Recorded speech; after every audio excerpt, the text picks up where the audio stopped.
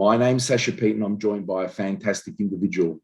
This man played in the top flight in both England and Scotland, none other than the great George Cowie. Welcome, George, to this conversation.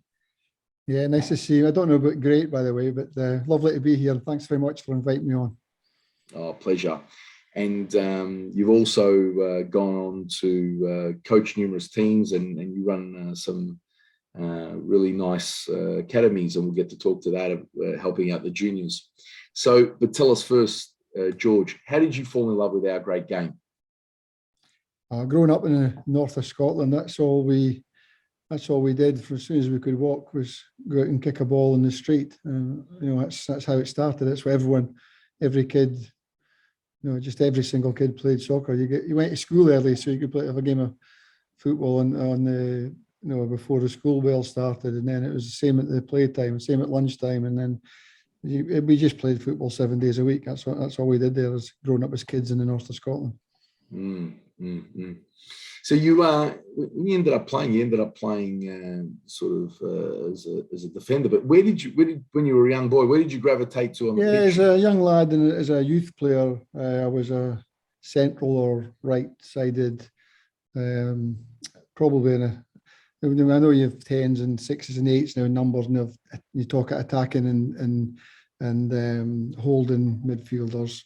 Even when I coach today, I still prefer to think of it as midfielders, because I think all midfielders need to be able to tackle and pass the ball well and have a high work rate. So we certainly had, if we had 3 in midfield or 4 in midfield, you was never allowed to all dive forward at the same time. You always either dedicated one of the guys to be the holding midfield player, or you just, if someone had gone and you're the last midfield player, you can't go. You've got to have a holding midfield player. So I don't think a lot of things have changed really in today's football. It's just you have different terminology, and I think the kids are more, when they're given the roles and the numbers, I think that's the role they play. When I talk to the kids, I try and talk to them to be a football player.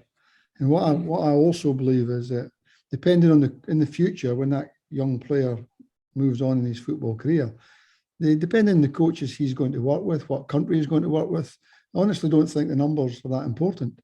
I think it's more important for a young player to understand, not just a young player, a senior player, a professional player. They've got to understand the role in that particular game that the coach wants them to play.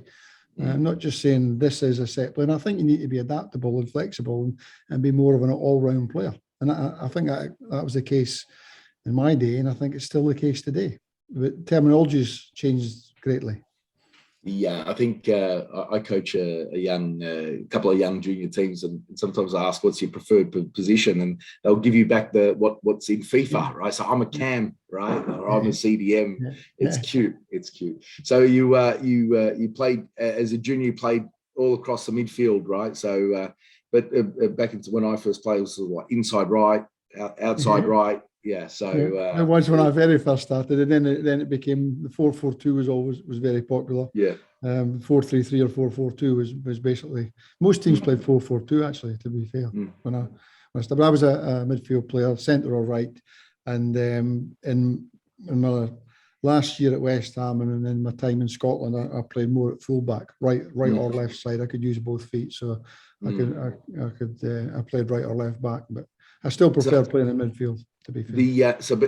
So as a young boy, what was it? The first team, was it school or was it club? Where did you play? Yeah, it was a bit different in the north of Scotland. I've been in Australia a long time now, and from the day I arrived in Australia, I've always been amazed at how organised the amateur clubs are. They've got kids from 5 years old all the way through to senior players, old and oldies, and I've always been amazed how well organised Australian clubs are. I think.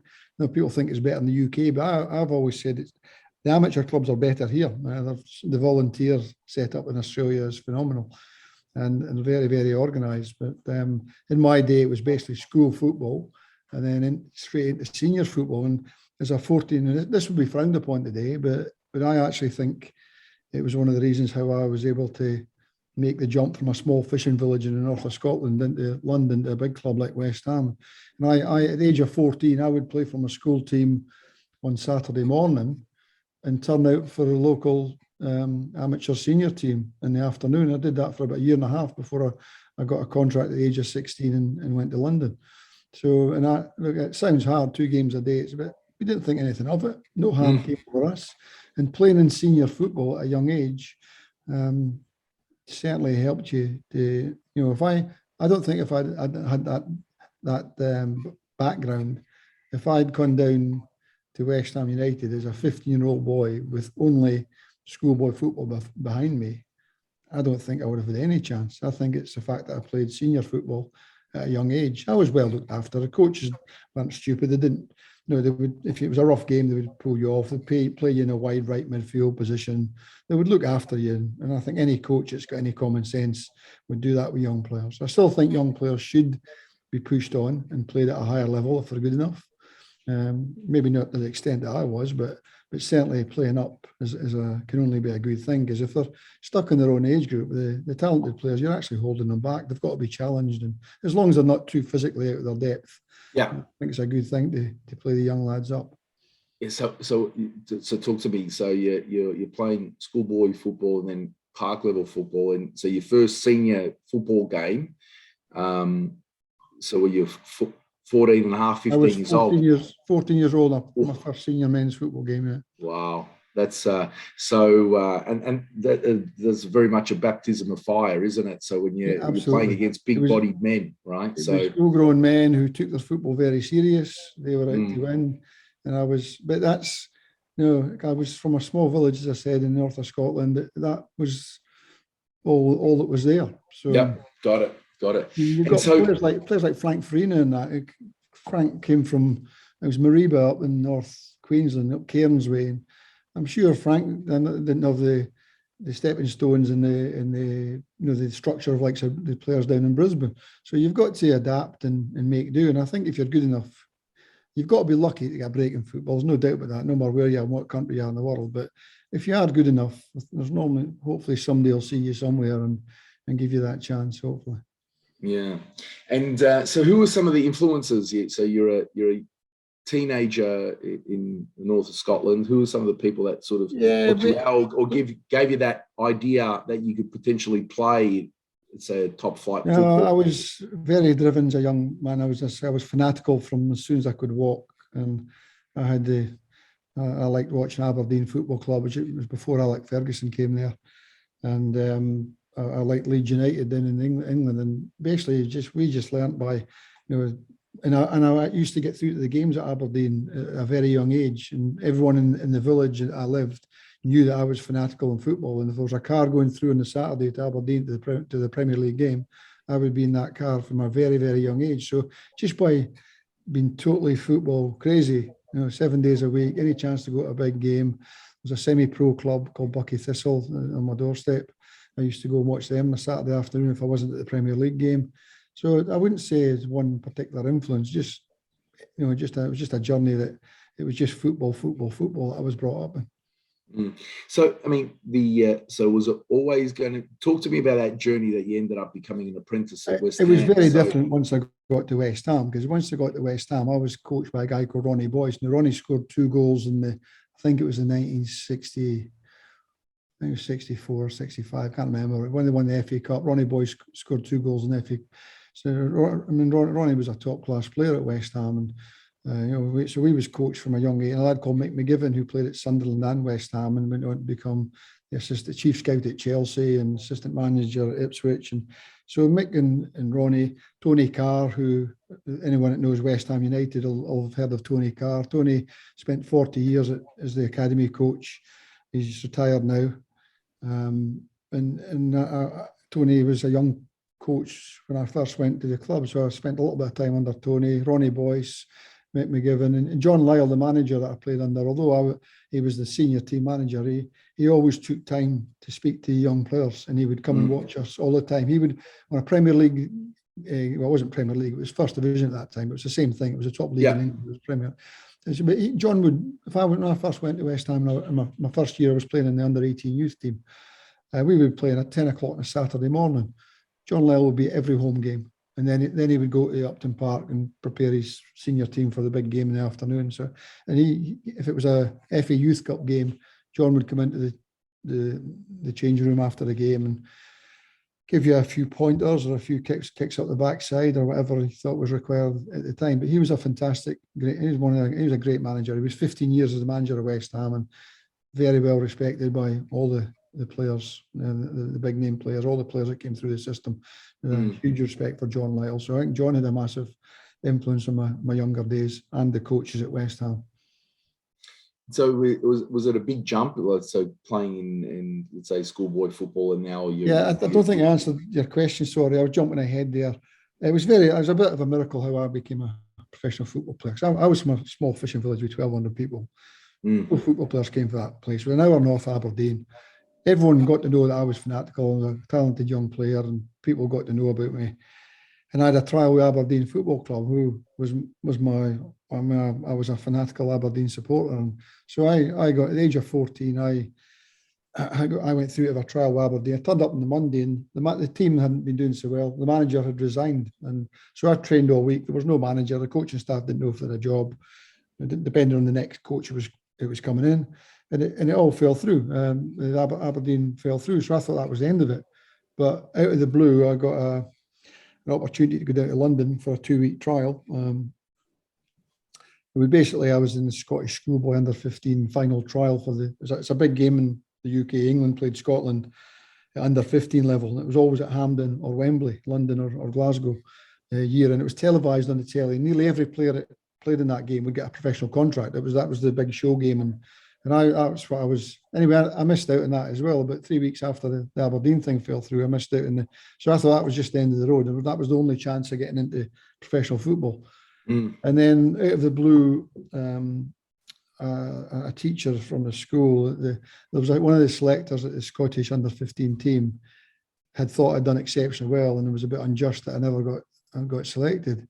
And he wrote to my headmaster, who passed on to one of the sports teachers, and he took it upon himself to forward this letter to 3 big clubs in London. It was a bit bizarre, really, coming from the north of Scotland. And I don't think it would happen today. The system's a bit different today. But he wrote to Arsenal, Tottenham Hotspur and West Ham United. And he came up and see my mum and dad and sat me down, showed me the 3 letters. All 3 had replied. Arsenal and Tottenham said they were very interested and they would send someone to look at me as soon as possible. West Ham said they wanted me down straight away. Went down, they liked me, I liked the club, and I was promised a professional contract and leaving school at the age of 16. And that's how simple it was. Happy days. No, it was crazy. It was a crazy situation, but it's a true scenario. I went down, they liked what they're saying. There was no forms at that time. So a Scottish schoolboy couldn't sign for a professional English club until you left school. And we had a verbal agreement that, so a year before I left school, I was had committed myself to West Ham, and they'd committed themselves and said there would be an apprentice professional contract waiting for me at the age of 16 when I left school. And I left home at 16 and went down to London, and 2 weeks later I was training at pre-season with Billy Bonds and Trevor Brooken and some really great players. It was quite amazing. Frank Lampard's dad, it's just took over at Everton. Frank's dad played about nearly 800 games for the club over a 20-year period. Yeah, he was one of the boys here. It was a good squad. So some of the other lads, Phil Parks was a part. Yeah, Phil played with Phil. I should have sent you a team photo. I've got one. One appeared on Facebook the other day, which I copied in. And it was a really good. I mean, it was different players came and gone over this. I was there 6 years from the age of 16 to the age of 22, and ended up I didn't play that many games in the first team, but I did play in some really big games. I played against Arsenal at Highbury. I played against Tottenham. Tottenham had Glenn Hoddle, Steve Perryman, Ardiles, Villa, the Argentinian World Cup winners. Some great Arsenal names there. team had Stapleton, O'Leary. A very good Arsenal side.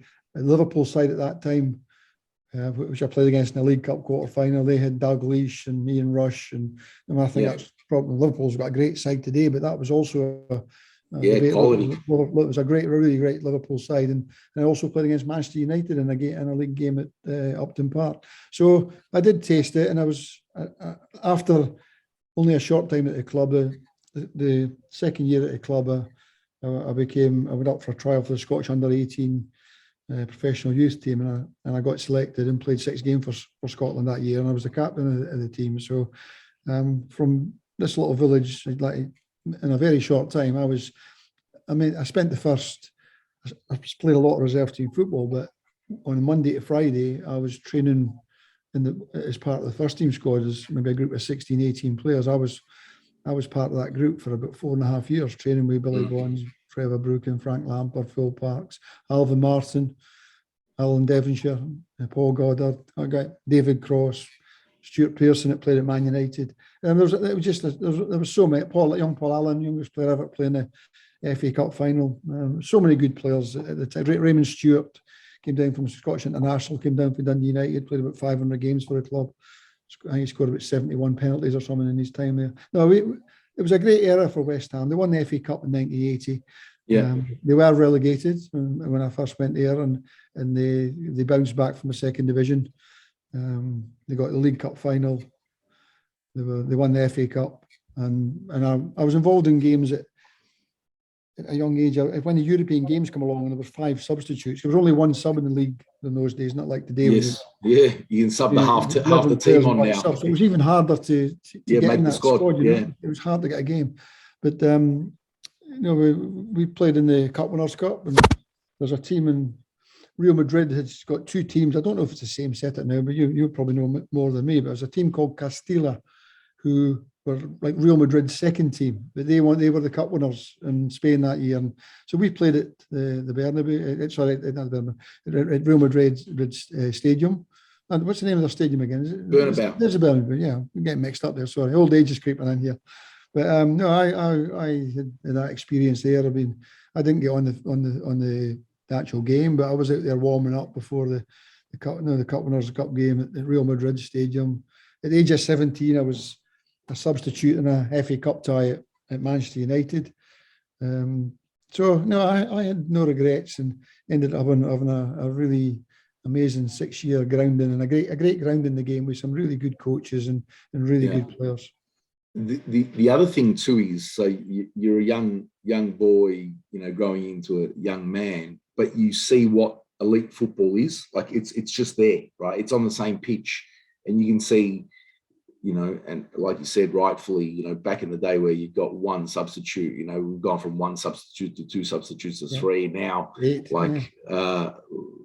Now in junior football, you do almost as many substitutes as you want, right? So, right. But in your time, you're playing, and Billy Bonds is there, and you can see his touch, and you can see your touch, and you can see what the difference is. And so it's that tasting elite football, but at a intimate level where you actually get to then share a beer or a coffee with him afterwards, right? That's absolutely. You train each day, and you sometimes as a man, a game I keep a possession game man to man, and you're paired up with one of these big guys, Trevor or Billy Bonds or whoever it may be. They were all good players there at that time, and I look back now and it's amazing. But at that time, very quickly, it wasn't amazing. That's what you did on a day-to-day basis. That was your job, and you went there, and your aim was to try and become a regular first team player, and they were your teammates and your friends. And I've met quite a lot of them in recent years on my trips back to the UK with the coaching program that I do, and the trips to the UK, and every one of them so welcoming and friendly. And it's like really. Every football player will tell you that. They're the same at clubs in Australia. I think you play within a team. Okay, occasionally 1 or 2 people won't get on, but generally the players get on really, really well, and you form really close friendships, and they're lifelong. It's money can't buy it. It's like it's something really special. And I've on these tours and trips I do at the UK nowadays. Obviously it's been hasn't happened because of COVID the last 2 years, and I can't wait to get things going again. But I've met so many of these guys. A lot of them, some of them are in coaching positions at different clubs, or just maybe met them casually or socially, and they're all so happy to see you. I'm so happy to see them, and we just sit in the same funny stories and nicknames, and it's a great thing. It really is. It's a lovely thing. Yeah, so the beautiful thing about football, I think it just brings so many, because we're all passionate about it, and And it's that the love of the game brings us together. And so when you meet another football person, you see that same passion, there's this instant connection. And so, yeah, I've always found football clubs a great place to be. And when you get to know somebody from another football club, you know, they're opposition, but then when you get to know them in person, they could is equally be that guy who's on your club and your side. So it's a beautiful thing. It's a brilliant thing. I don't think that many, obviously people are friendly at work, but I don't think there's bonds formed like in professional sport. And so you've come full circle. We get to talk about that, where your association with West Ham continues today, with running various academies with young children, bringing out some of the West Ham coaches here to Australia. We'll talk in a minute about. So, but it's beautiful how that your journey at the start of your football career has continued now, many years later. Yeah, it's something you couldn't have planned. It's just, I believe in fate. You know, sometimes things are just meant to be, and it wasn't planned. It's not something that I went looking for or asked for. I left West Ham after 6 years at the age of 23 and went back to Scotland, signed for Heart of Midlothian, played in the Scottish Premier League. And I'd been a very good 4 years at Hearts, lost the league and goal difference to Celtic in 1986. Scottish Cup final, Aberdeen, who were coached by Sir Alex Ferguson at the time, they beat us in the. So two of them sends 2 defeats, but to be runners up to Celtic in goal difference and lose the Premier League by 2 goals on the last day of the season in the Scottish Cup final was the following week. So that was a very successful period of Hearts. We had a lot of good young players at Hearts as well. You know, a lot of them went to young lads, Gary Mackay, John Robertson, Craig Levine, all went on to play for Scotland.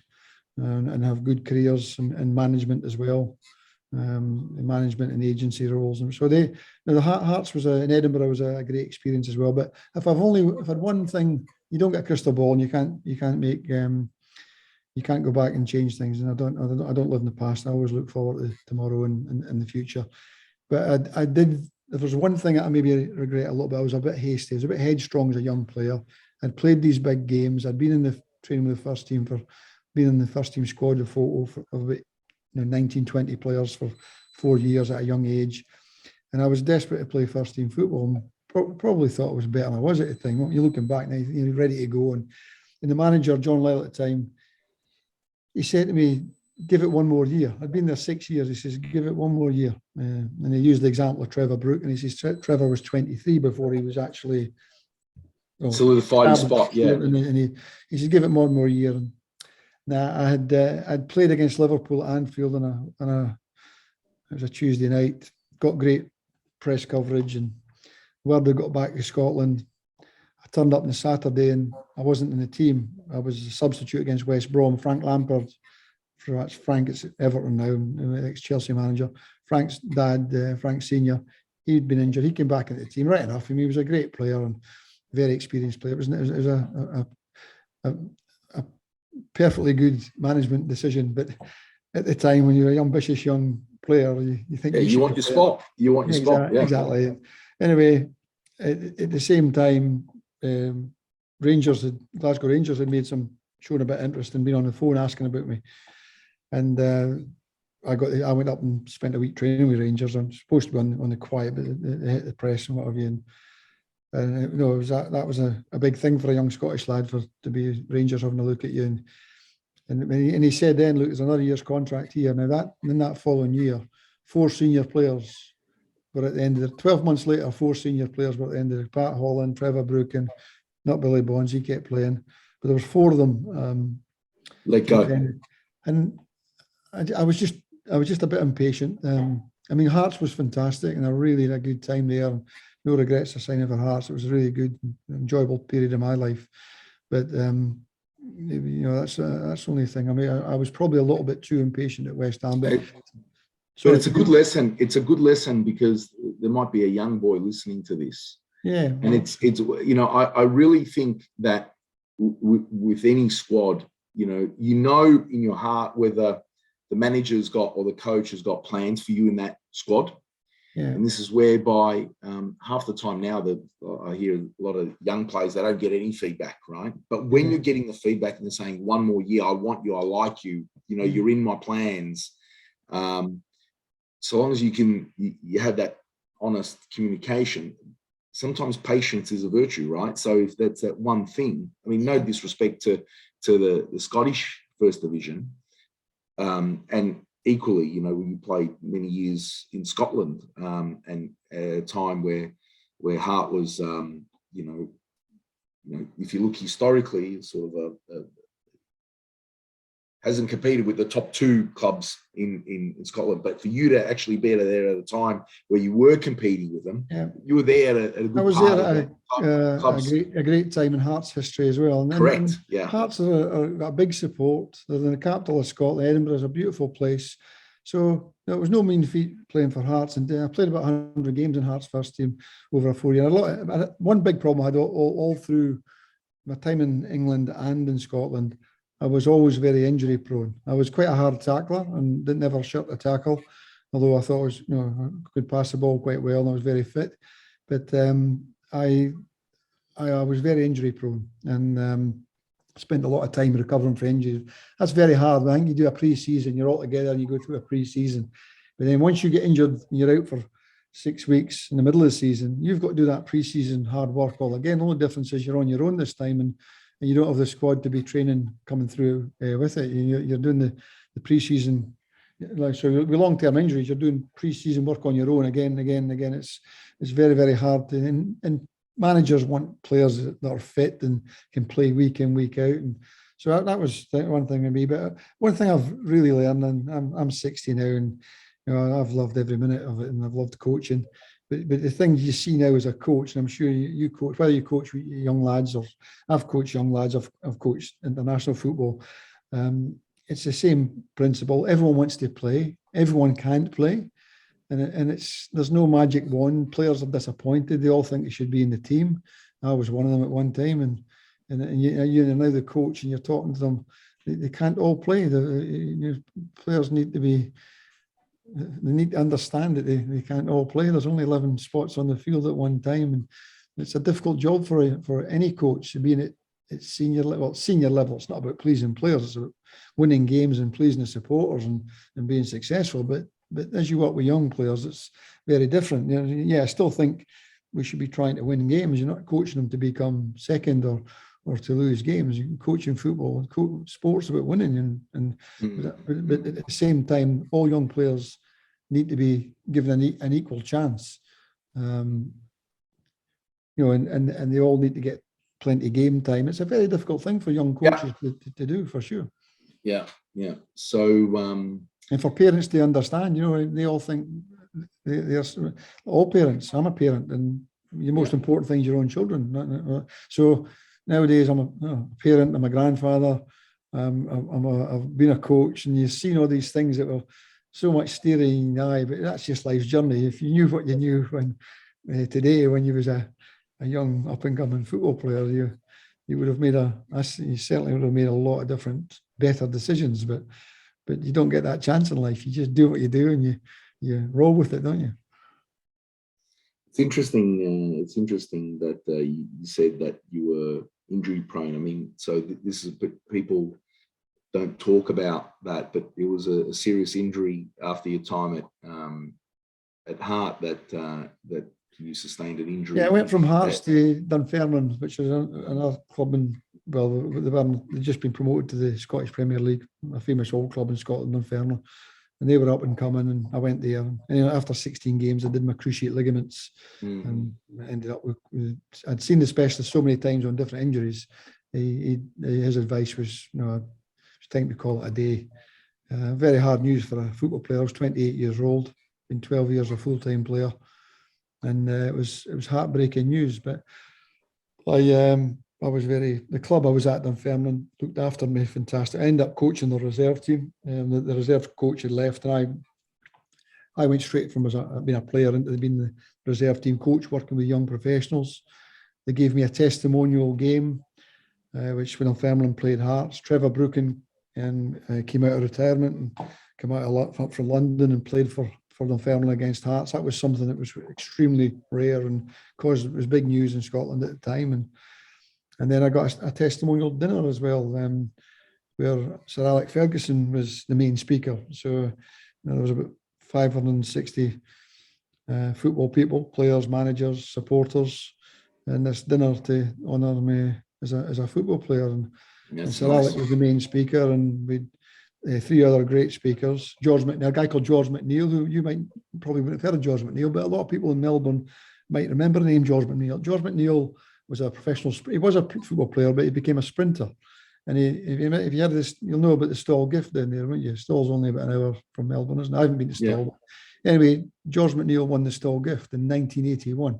And he still comes out to Melbourne to this day to do after dinner speeches and what have you. He's one of Scotland's best after dinner speakers, and officially was rated the fastest man in the world at one time. But he wasn't. He was beating the Olympic champion on the clock at 100 metres, but he wasn't allowed to run in the Olympics, because in those days, if you'd signed professional forms in sport, you were no longer allowed to to compete in the Olympics.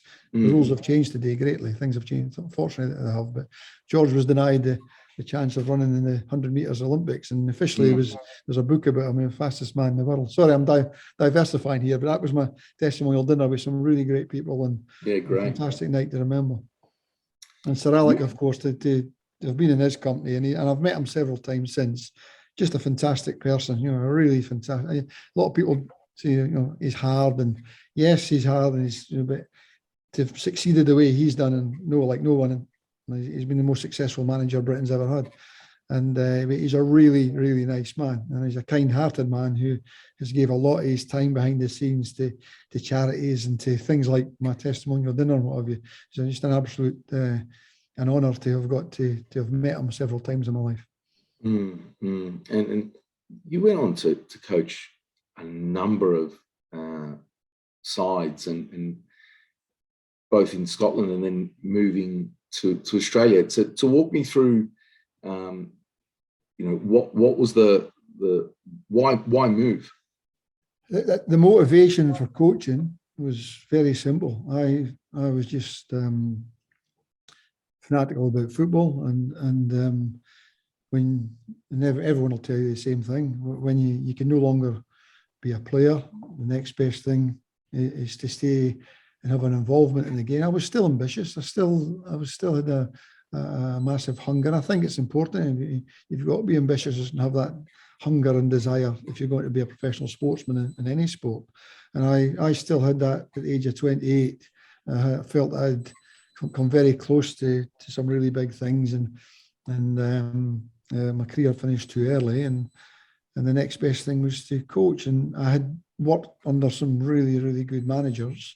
Andy Roxburgh, who became the technical manager of UEFA for about 20 years, and I think he's back at AFC nowadays. I think he is, if he's still there. If he's still there, he was there a couple of years ago.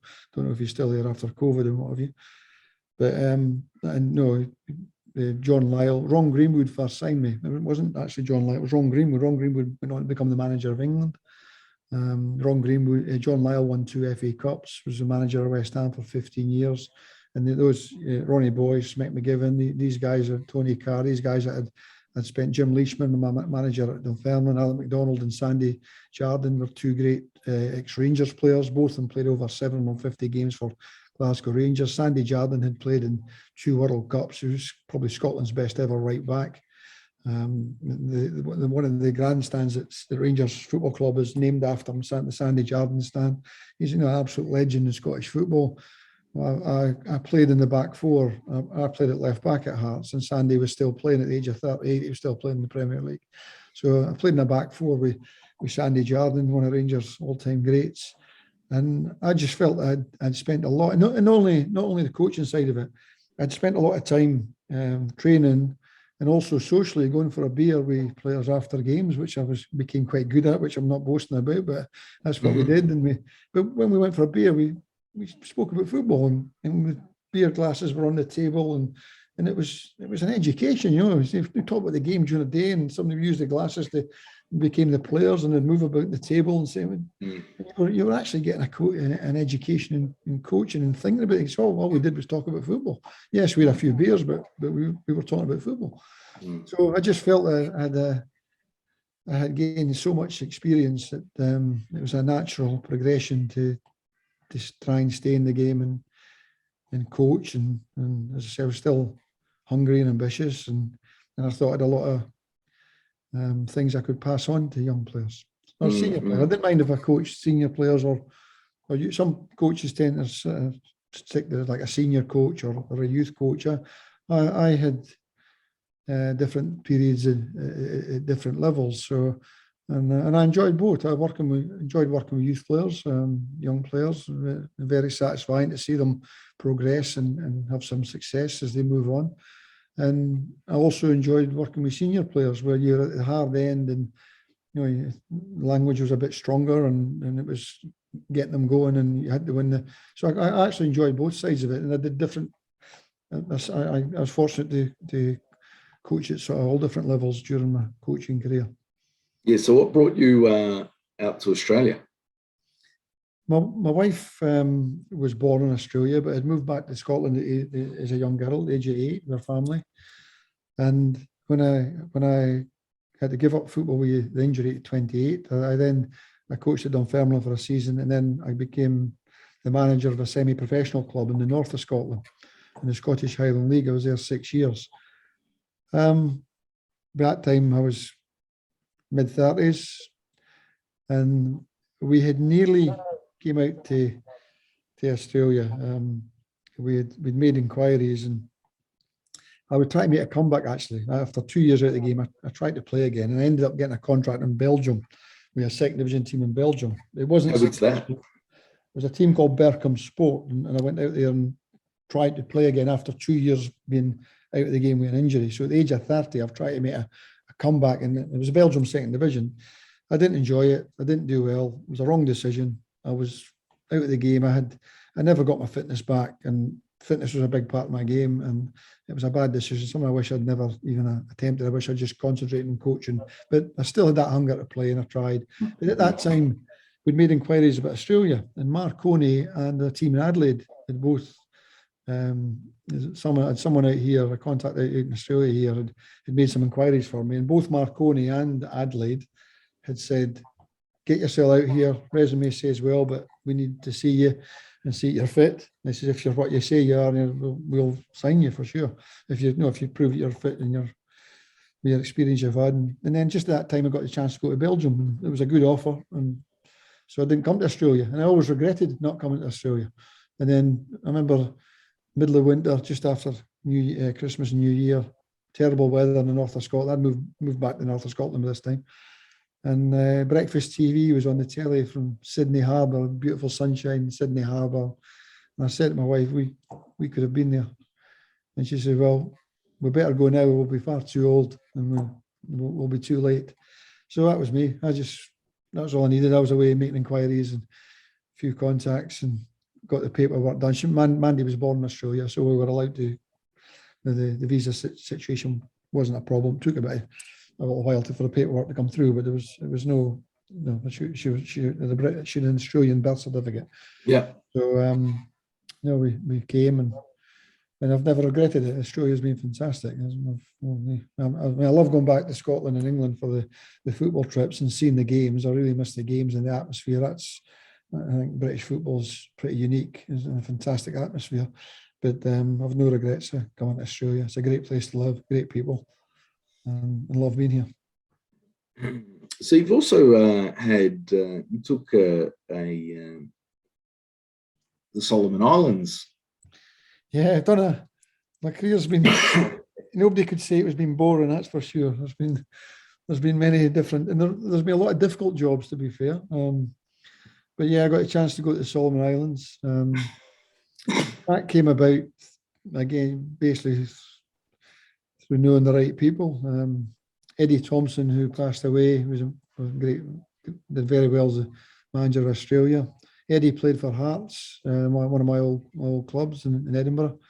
And I got to meet Eddie when I came to to Australia. And Eddie's great friend is Les Schlingflug, who's very much involved in the international scene for a long, long time. And he was a great friend of Eddie's and a great coach in his own right, in my opinion. Anyway, I got to know Les, and Eddie had passed away by this time, but I was at a coaching camp, and Les pulled me aside and said that he kept asking for recommendations from the island countries because he was so well known in this part of the world. And there was a couple of jobs available in the islands, and if I was interested, he would like to put my name forward if I wanted it to. So we ended up in the Solomon Islands for 3.5 years, through a civil war, Harry Bingham, my good friend Harry in Melbourne. He was actually in Fiji at the same time. I was in the Solomons for 3.5 years, but Harry came to Fiji for a year to coach their under-20 national team. And I remember a game against Solomons. Solomons Fiji is a big rivalry. It's like almost like if it was a derby game, if it was possible. They don't get derbies at international level, but that's a big rivalry, Solomons Fiji. And Harry was the coach of Fiji under-20s, and we in New Caledonia in under-20 World Cup qualifiers. Harry was the coach of Fiji, and I was the coach of Solomons. And a game I'll never forget. Harry had his Fiji players who were much bigger and stronger than the Solomon boys, and they were playing loud music in the changing room before a game. And I don't know how I would have done this if I hadn't been a coach that I would have known, but I remember going into their changing room and asking them to just basically shut up. It was just so intimidating. That's what they're trying to do. They're trying to intimidate and they were intimidating us. They're intimidating me as well, but I went into the changing room and Harry says I went in and shouted. I don't think I shouted at them, but he reckons I went in and told him to shut up and no uncertain. And maybe psychologically it worked against them because we actually won the game 1-0 in the quarterfinals of the World Cup qualifier in New Caledonia.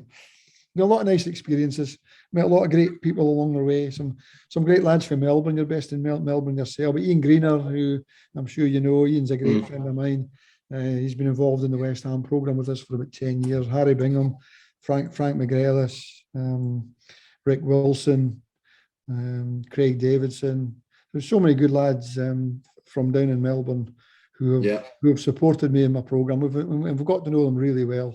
Really decent lads, and it's great that we've all become so good friends. And the West Ham programme is good for a lot of. I know I'm sort of jumping ahead here, but what it's done from a coaches thing, the national camp that we run, we do regional camps all over Australia and New Zealand, and we do this big 4-day residential camp.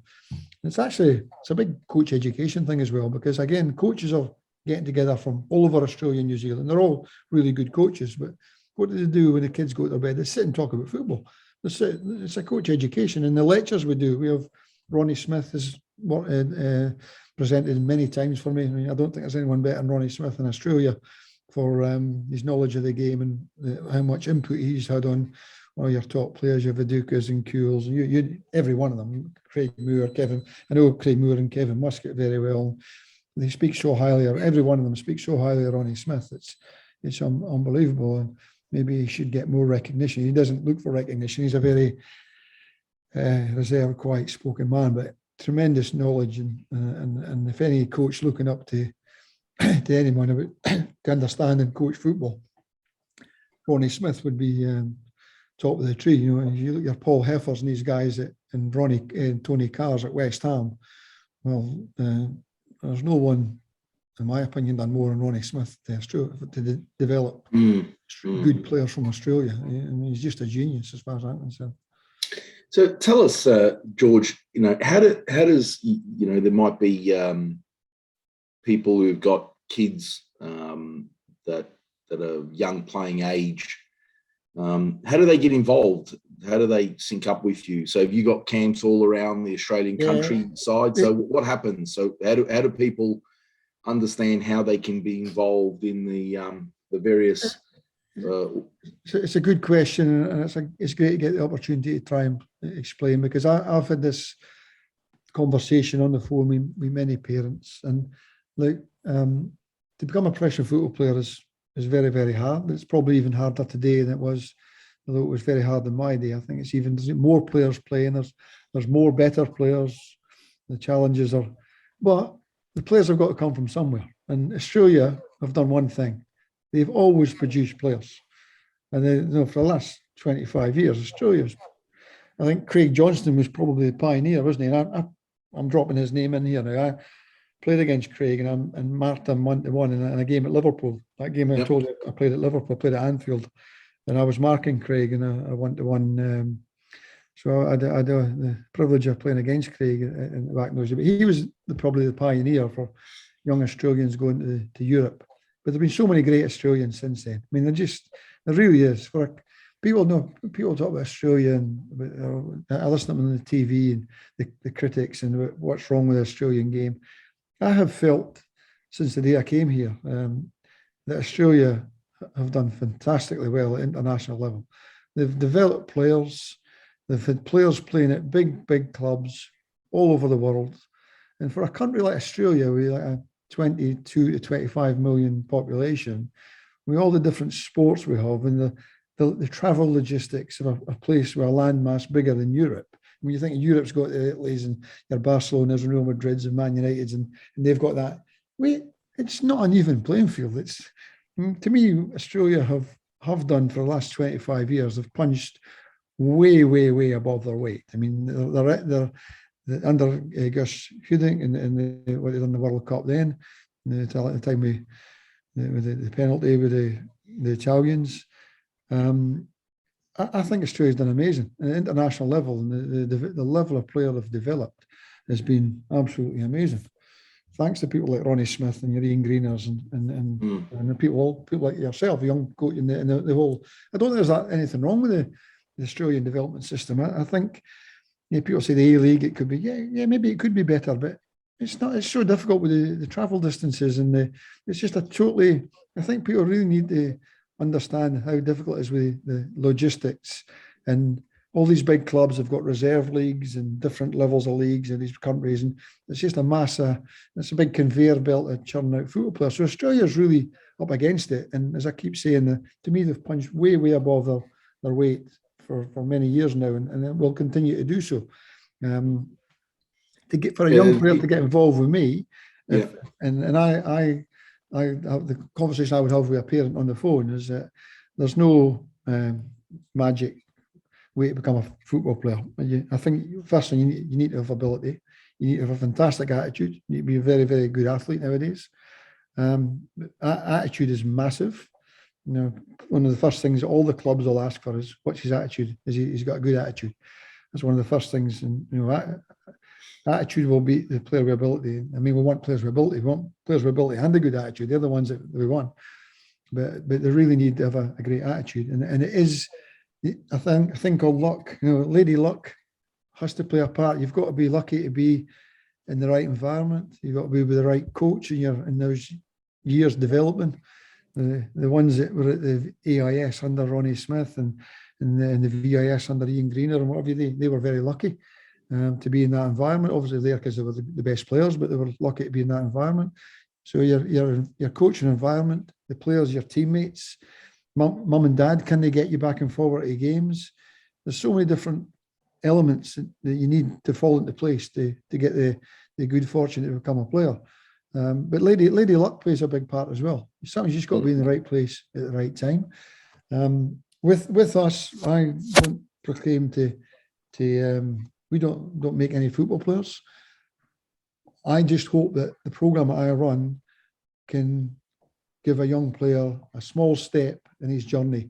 And if we can help him up 1 or 2 steps in his journey, even if it's just encouragement the trip, I think the program we run is fantastic. Anyone that's been to our national camp or been on one of the trips to the UK, they've been blown away with it. The feedback from the parents and the players and the other coaches has been, it's been nothing short of outstanding, the feedback we get.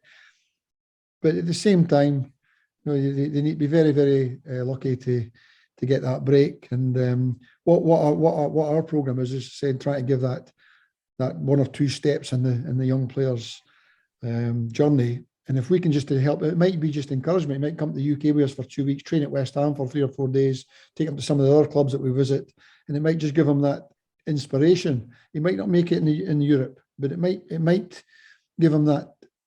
When he gets back to Australia, maybe just increase his desire and his ambition and his drive after if he sees that and he puts himself against the UK players in England and Scotland who are at the pro clubs, and or they might decide this is too hard for me. I had a great trip, but it's too hard. You've got to go away. There's a lot of things, and there's better players than me. Some of them might decide that.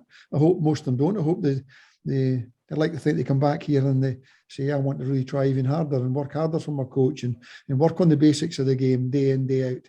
Because it's not just a fairy tale thing. It gets you there, and it's working hard day in, day out, and you hope they get that lucky break somewhere along the line.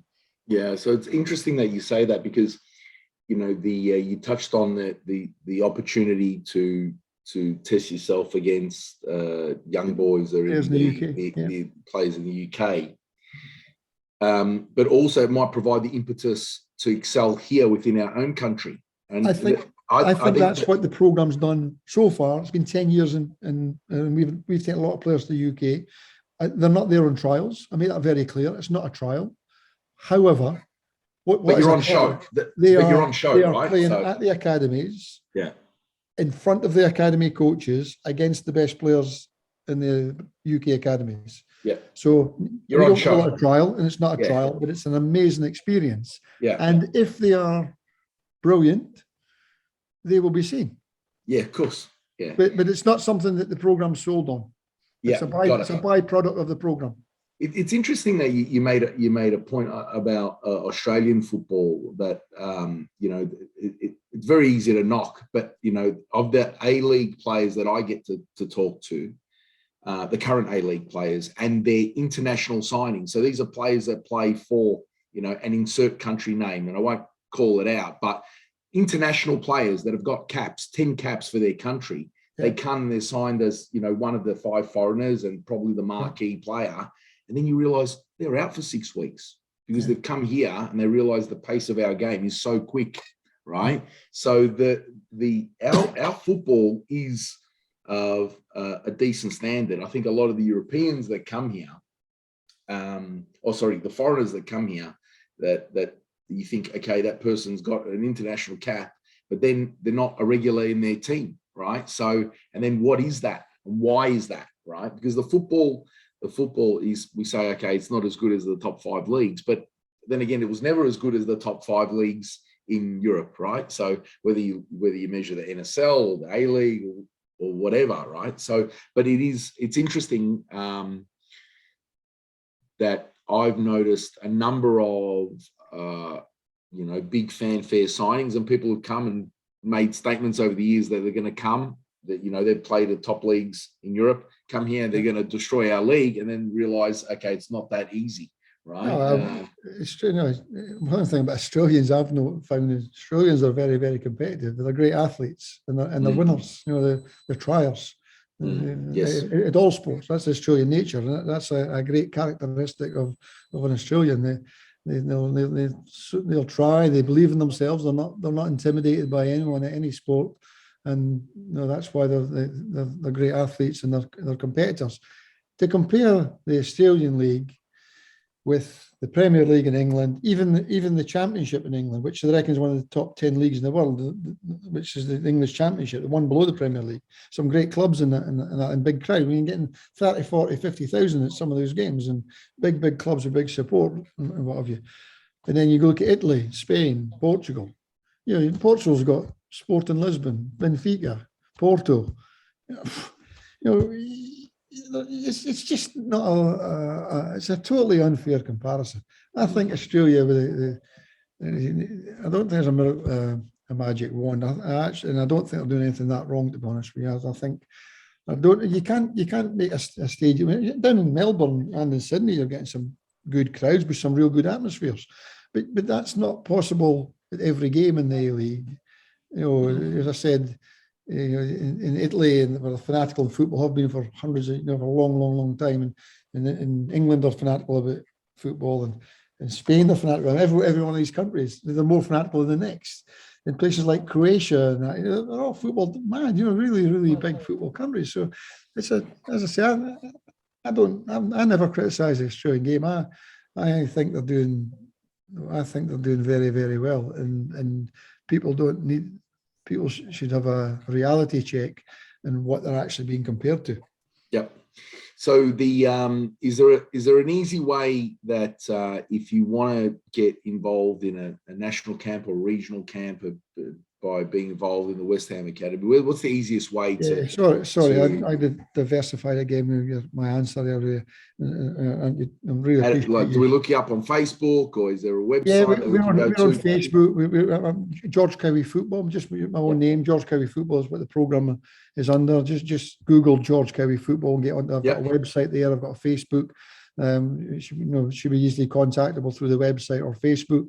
Any inquiries, I'm happy to take. When people send me a messenger, a message on Messenger or write via the website or on the email on the website. I'll be happy to call them anytime and explain what we do. But basically, to explain the whole program, and I've been asked many times, can we make the program bigger? Can we make it permanent, 10 weeks at a time, blocks? And I have deliberately veered away from that, because I believe in Australia, the clubs are doing that, and the clubs are training 3 nights a week, and there's loads of private academies doing extra stuff, and kids have got to grow up as well, and they need to get their education sorted, and I don't think that's our place in the way that my program is set up. I believe the program's absolutely special, and when we get the coaches how the program's set up is this: it's a series of 2-day camps for all levels of ability, male and female, from the age of 7 to 17 years old, and they are a 2-day regional camp. Hopefully this year we'll start getting back to normal after 2 years of inactivity because of COVID. But if we can get back to sort of normality this year, there would be, and mainly in July, but possibly a couple in April at Easter, but mainly July, there would be camps all over Australia: Tasmania, Perth, Melbourne, Country Victoria, Sydney, all up the eastern,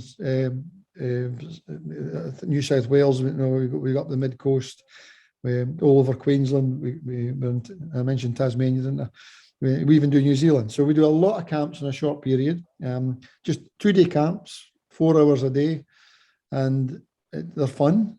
It's a lot of small-sided games, loads of scoring goals, loads of little skills. I want them to be fun days. I don't want to come and be bored, and come and have fun.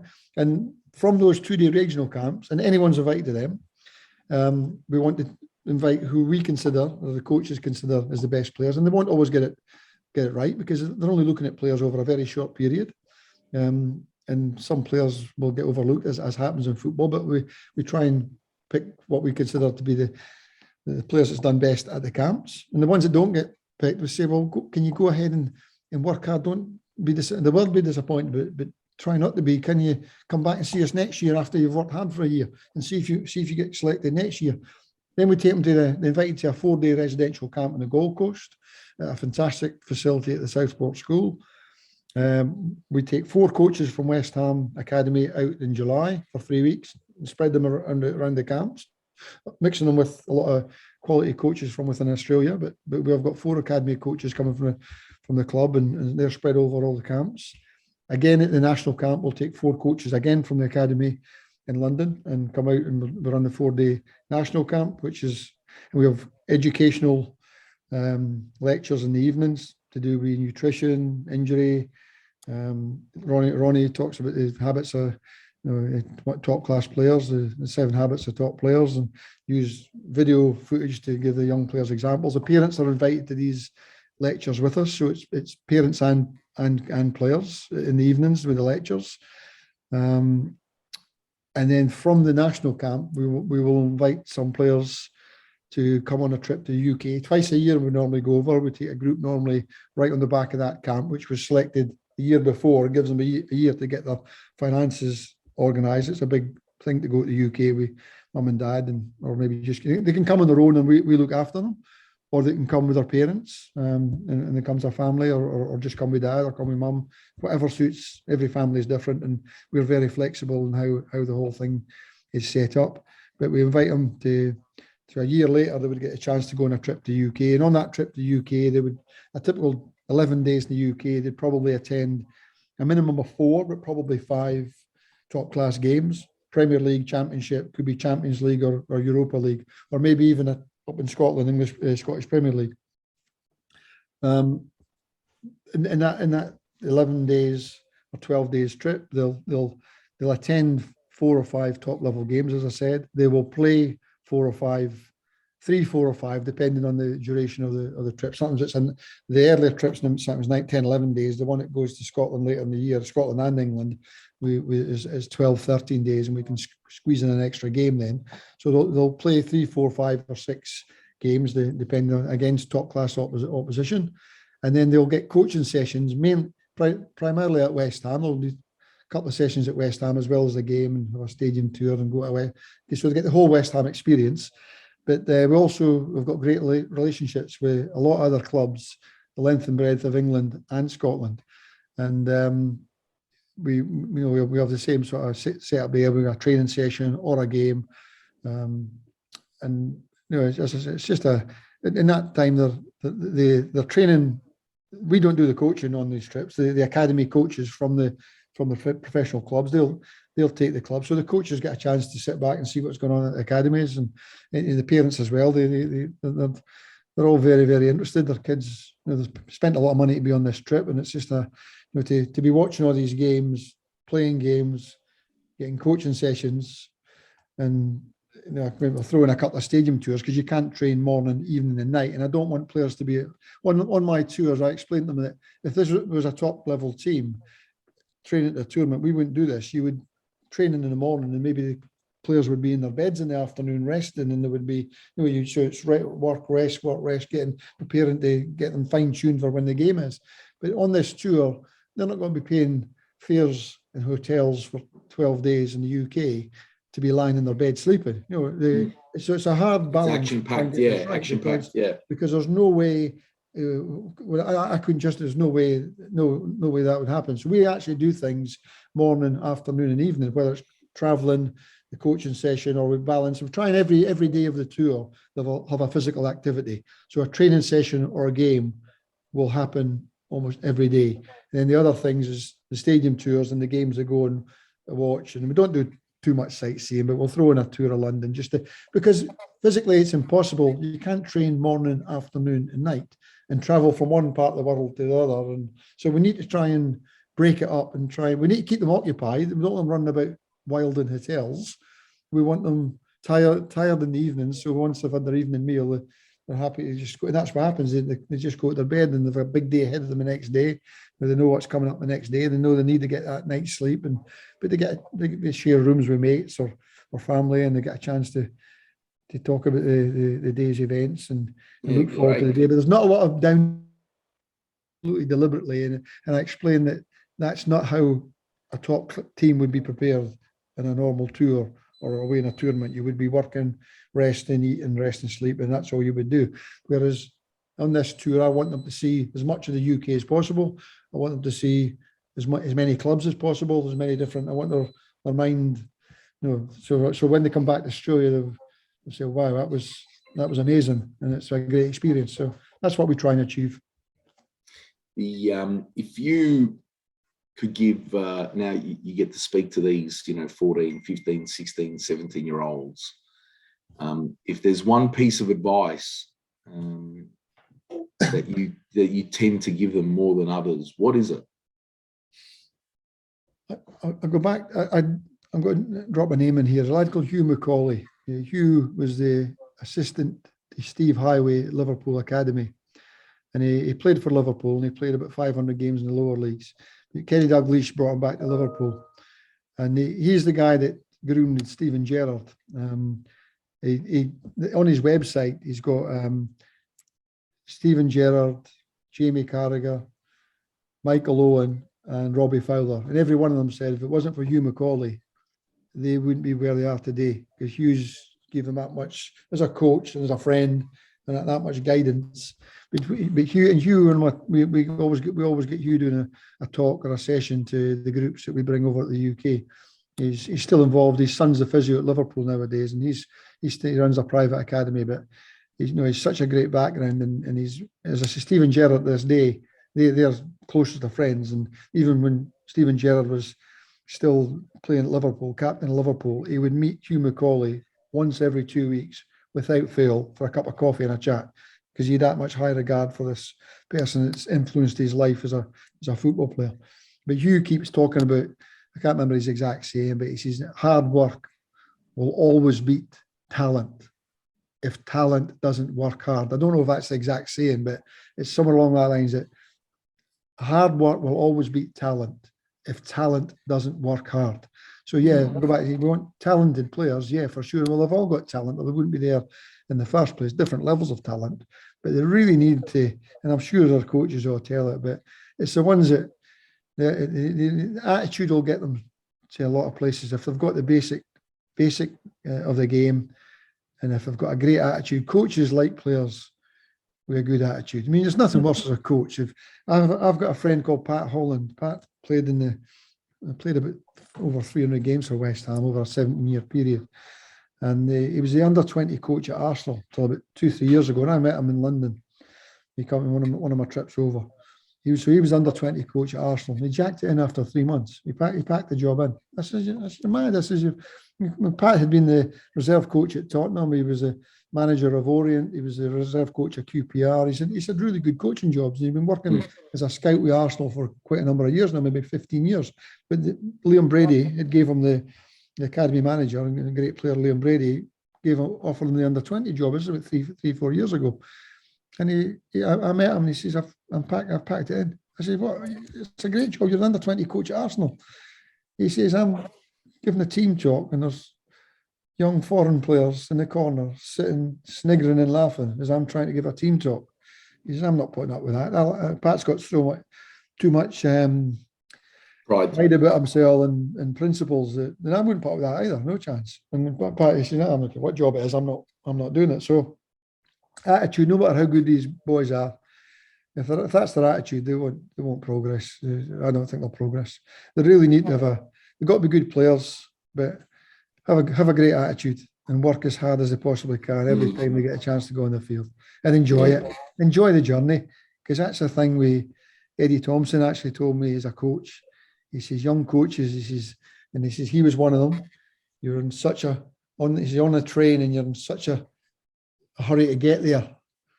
He says you need to get off the train and have a look around and enjoy the journey. Try and enjoy the day-to-day involvement, working with the young player, the players coming with the coach and the coach working with the players, and enjoy the journey and don't be in too much of a hurry, because it does come too quick. And when it does come, it goes past far too quick. So, and what I would say, a bit of advice I'd like to give them is that, yes, it's great if they become a top player. That's a fantastic life, and the rewards today are absolutely phenomenal. But I think football can give you, only so many players can reach that very, very top level. But I think football has got something for everyone, and there's a level for everyone. And whatever level you end up playing, it should be treasured and enjoyed, because it might just be amateur football with a group of mates, but there'll be your great mates you'll have for life, or it might be teammates that get you a job and you're a part-time player.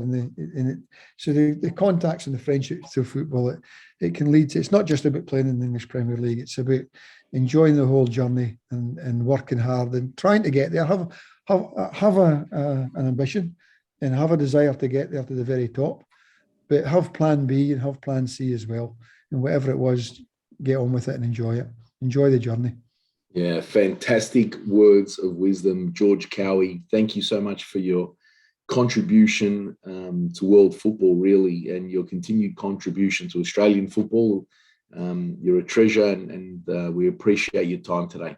I really appreciate your time and inviting me on the programme. And I'd just like to finish off and saying is that, look, what I do now is a private business, and I don't hide that. And I tell all the parents that, but it's legitimate. I did play for West Ham United, and we are officially linked to West Ham United.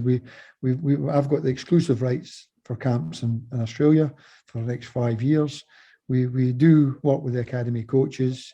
There's genuine coaches that come out to Australia, and when they go to the UK, they'll see how genuine the programme is. There's no promises, there's no quick fix to be a great player. But if anyone wants to come along and enjoy our 2-day camp, and if they show up at all, they will get invited to the national camp, and then the better ones get invited to come on one of the trips to the UK with us, and it would be a pleasure to have any of them, as I say, through the website or through yourselves or through Harry Bingham in Melbourne or Ian Green, or any of these guys who can put them in contact.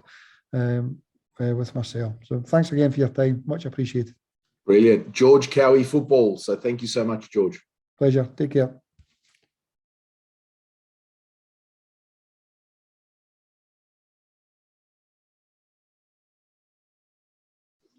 Hey guys, we've come to the end of this episode. Thank you so much for watching. I really appreciate you taking the time to listen to our wonderful guest. If you like this type of content and would like to see more, how about you hit the like and subscribe button? And have a fantastic day.